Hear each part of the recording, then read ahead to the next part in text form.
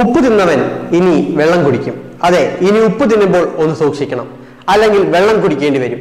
ഉപ്പില്ലാതെ ഒന്നുമില്ല എന്ന് നമ്മൾ പറയാറുണ്ട്. നമ്മുടെ സദ്യകളിൽ പോലും ആദ്യം വിളമ്പുക ഉപ്പാണ്. മധുര പലഹാരങ്ങളിൽ പോലും മധുരത്തിന്റെ അളവ് ക്രമീകരിക്കുന്നതിനായി അല്പം ഉപ്പ് ചേർക്കാറുണ്ട്. അങ്ങനെ മൊത്തത്തിൽ ഉപ്പുമയമാണ് നമ്മുടെ ആഹാരം എന്ന് പറഞ്ഞാൽ അത് തെറ്റല്ല.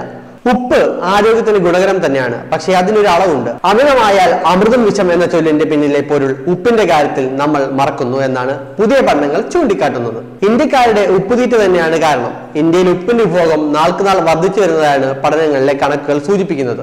അളവിൽ കൂടുതൽ ഉപ്പാണ് ഇന്ത്യക്കാർ കഴിക്കുന്നത് എന്ന് തന്നെ സാരം. ഇത് അത്യന്തം ദോഷകരമാണ് എന്നത് മനസ്സിലാക്കാതെയാണ് ഈ ഉപ്പുതീറ്റ. ദിവസം 5 ഗ്രാമോ അല്ലെങ്കിൽ ഒരു ദിവസം 1 ടീസ്പൂണോ ആയി ഉപ്പിന്റെ ഉപയോഗം പരിമിതപ്പെടുത്തണമെന്നാണ് നിർദ്ദേശം. കാർഡിയോവാസ്കുലർ പ്രവർത്തനങ്ങളെ ശരീരത്തിലെ അമിത ഉപ്പ് തകരാറിലാക്കുന്നുണ്ടെന്നും സോഡിയം കൂടുന്നത് ഗുരുതര ആരോഗ്യ പ്രശ്നങ്ങൾക്ക് കാരണമാകുന്നുണ്ടെന്നും റിപ്പോർട്ട് പറയുന്നു.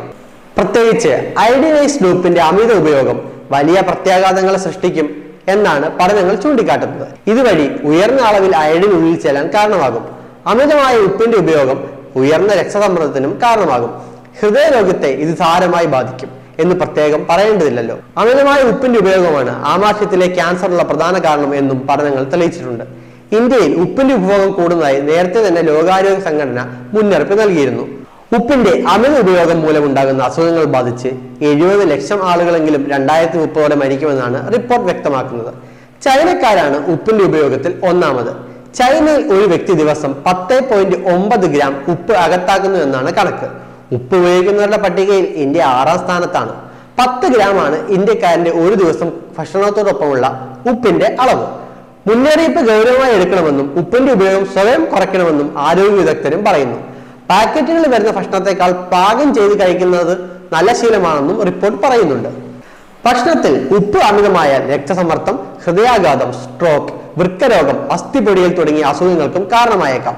ബർഗർ, പപ്പടം, അച്ചാർ, സോസുകൾ, സലാമി, ചീസ്, സ്നാക്സ് തുടങ്ങിയവയിൽ ഉപ്പിന്റെ അംശം അപകടകരമായ അളവിൽ കണ്ടുവരുന്നു.